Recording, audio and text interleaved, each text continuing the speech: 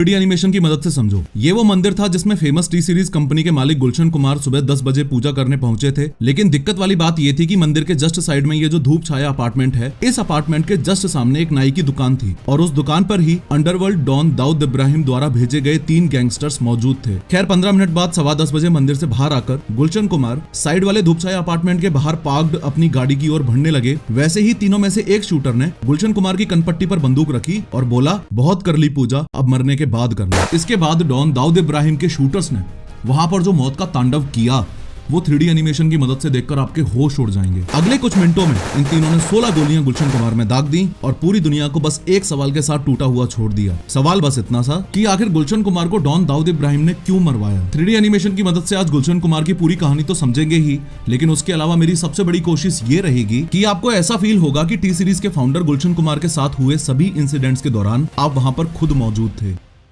लेकिन हर बार की तरह शुरू से शुरू करते हैं। बात 1951 की है। दिल्ली की एक पंजाबी फैमिली में टी सीरीज के मालिक गुलशन कुमार का जन्म हुआ था। बहुत छोटी उम्र में ही गुलशन कुमार अपने पापा की जूस शॉप पर काम करके उनका हाथ बटाने लगे थे। गुलशन कुमार कोई बहुत अमीर परिवार में पैदा नहीं हुए थे। उन्हें पता था कि उन्हें ज्यादा से ज्यादा पैसा कमाकर जल्दी से जल्दी अपने परिवार को सपोर्ट करना है। इसलिए गुलशन कुमार ने सिर्फ 23 साल की उम्र में ही एक कैसेट शॉप खोली जिसमें वो दूसरी कंपनीज के गाने बेचते थे। फिर उन्होंने सुपर कैसेट्स इंडस्ट्रीज नाम से एक म्यूजिक कंपनी बनाई जिसमें वो खुद के गाने बेचते थे। और आप विश्वास नहीं करोगे कि इस मेहनती बंदे ने उस बिजनेस को इस लेवल पर एक्सपेंड कर दिया कि वो बिल्डिंग पूरे नोएडा की सबसे पहली कमर्शियल बिल्डिंग बनी। एक बात तो आपको बताने की जरूरत भी नहीं है कि गुलशन कुमार भगवान शिव और मां अंबे के अल्टीमेट भक्त थे। इनफैक्ट 1983 में जब गुलशन कुमार ने कंपनी को टी सीरीज नाम दिया था तो टी सीरीज में टी का मतलब भी त्रिशूल ही था। इससे पहले कि हम गुलशन कुमार के हत्या वाले दिन की बात करें, एक बात आपको अच्छे से पता होनी चाहिए कि गुलशन कुमार बहुत ही गोल्डन नेचर के व्यक्ति थे। वो हमेशा नए लोगों को मौका देते थे, जैसे अनुराधा पौडवाल, सोनू निगम, कुमार सानू और म्यूजिक डायरेक्टर नदीम श्रवण।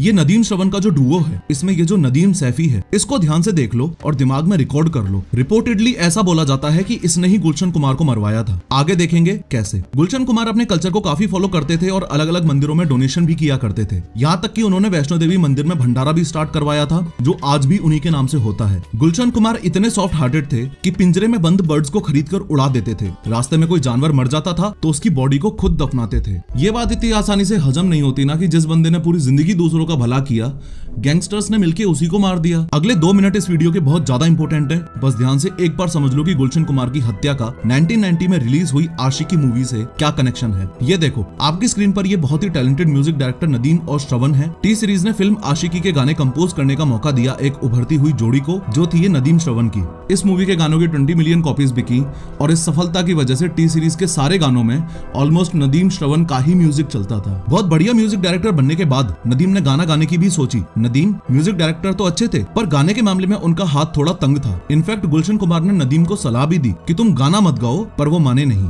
दोस्ती की वजह से गुलशन कुमार नदीम के कुछ गाने जैसे हाय अजनबी प्रमोट करने के लिए रेडी हो गए। जैसा कि गुलशन कुमार को लगा था, इन गानों पर कोई खास रिस्पॉन्स नहीं आया और एल्बम पिट गई। जब कंपनी को काफी बड़ा लॉस होने लगा तो गुलशन कुमार ने नदीम के गानों को प्रमोट करना एकदम बंद कर दिया। More over T series mid 90s आते आते इतना बड़ा ब्रांड बन चुका था कि इंडिया में रिलीज होने वाले टोटल गानों में से 65% सॉन्ग्स के राइट्स टी सीरीज के पास ही थे। अगर टी सीरीज उस समय किसी के एल्बम के राइट्स नहीं खरीदता था तो उसके चलने के चांसेस ना के बराबर हो जाते थे। नदीम को यह बात खटक गई कि ना तो गुलशन कुमार उसे काम दे रहे थे और ना ही उसके गाने प्रमोट कर रहे थे। इसी बात का बदला लेने के लिए उसने गुलशन कुमार को जान से मरवाने की सोची। और दिल दहला देने वाली बात यह है कि गुलशन कुमार को मरवाने के लिए नदीम ने सुपारी भी दी, तो किसको? अंडरवर्ल्ड डॉन दाऊद इब्राहिम को। आप लोग ध्यान से सुनना इस बात को। ये दाऊद इब्राहिम है, दुनिया का सबसे मशहूर अंडरवर्ल्ड डॉन। इसी धंधे में इसका भरपूर साथ देने वाला ये इसका भाई है अनीस इब्राहिम। उसके अलावा ये दाऊद इब्राहिम का राइट हैंड और बॉलीवुड का डॉन है ये अबू सलीम। मई 1997 में दुबई के एक होटल में गुलशन कुमार को मारने के लिए एक मीटिंग होती है। इस मीटिंग में म्यूजिक डायरेक्टर नदीम, दाऊद इब्राहिम के छोटे भाई अनीस इब्राहिम और दाऊद के राइट हैंड अबू सलीम गुलशन कुमार के मौत की तारीख लिख रहे थे। नदीम ने बताया कि कैसे गुलशन कुमार ने उसका जीना मुश्किल कर रखा है और वो दोनों उसकी हेल्प करें। अबू सलीम ने 25 लाख टोकन मनी लेकर गुलशन कुमार का पत्ता साफ करने की बात कही। अबू सलीम को ये फायदे का सौदा लगा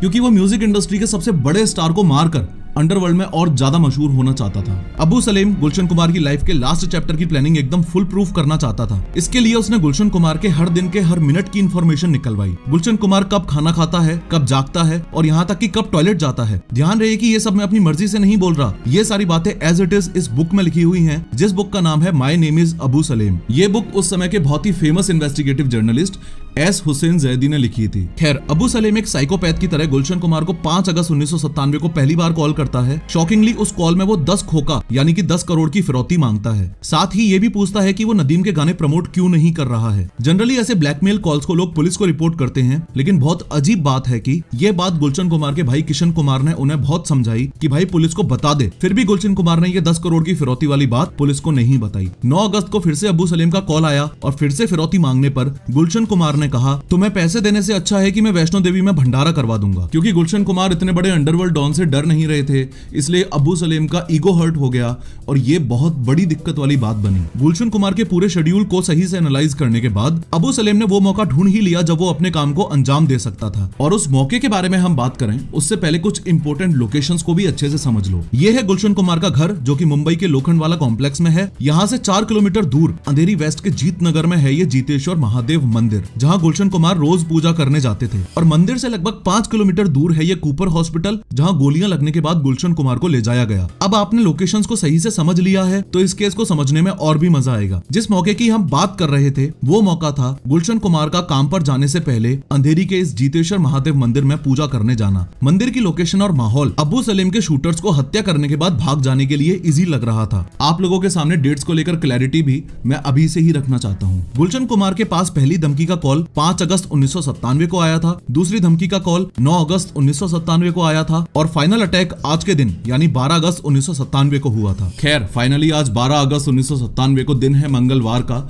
और किसी आम दिन की तरह ही गुलशन कुमार अपने काम पर जाने के लिए तैयार हो रहे हैं। उन्होंने व्हाइट कुर्ता और व्हाइट चप्पल पहनी है। घर से मंदिर जाने के लिए गुलशन कुमार अपनी मरून कलर की मारुति एस्टीम में अपने ड्राइवर रूपलाल सरोज के साथ निकलते हैं। उनकी गाड़ी सुबह 10 बजे जीतेश्वर महादेव मंदिर के बाहर आकर रुकती है। हमेशा की तरह उनका ड्राइवर कार को मंदिर से 6 फीट दूर धूप छाया अपार्टमेंट के बाहर पार्क करता है और गुलशन कुमार गाड़ी से उतरकर मंदिर में जाने लगते हैं। जैसे ही 15 मिनट बाद गुलशन कुमार मंदिर से बाहर आते हैं तो उनका ड्राइवर रूपलाल उनसे रोज की तरह ही पूजा की थाली ले लेता है। इससे पहले कि गुलशन कुमार पर हमला हो, 3D एनिमेशन की मदद से आप अच्छे से समझ लो कि गुलशन कुमार इस मंदिर में गए थे। इसके जस्ट साइड में ये धूप छाया अपार्टमेंट है, उसके जस्ट सामने ये गाड़ी खड़ी हुई है। उसके बाद रोड को क्रॉस करके यहाँ अपार्टमेंट के सामने देखो, इधर ये नाई की दुकान है जिसमें तीनों शूटर्स बैठकर गुलशन कुमार के मंदिर से बाहर आने का इंतजार कर रहे हैं। ये तीनों ही अबू सलेम के बंदे हैं जिनको गुलशन कुमार को मारने का काम सौंपा गया था। इन तीनों में से ये वाला है अब्दुल रऊफ उर्फ दाऊद मर्चेंट, ये वाला है अब्दुल राशिद और तीसरा वाला है अनिल शर्मा। जस्ट अभी आपने नोटिस किया कि 3D एनिमेशन की मदद से किसी भी हार्ड कॉन्सेप्ट या इंसिडेंट को समझना कितना इजी है। अगर आप भी ऐसी 3D एनिमेटेड वीडियोस बनाना सीखना चाहते हो तो master 3D with professor premium training program अभी के अभी ज्वाइन करो। 3D कोर्स एडमिशन फीस पर ह्यूज डिस्काउंट के लिए पिंड कमेंट और डिस्क्रिप्शन में दी गई लिंक्स को क्लिक करो। खैर, जैसे ही गुलशन कुमार अपनी कार के पास पहुंचे, उनके पीछे से अब्दुल रऊफ ने उनकी कनपट्टी पर गन तानी और बोला, बहुत कर ली पूजा,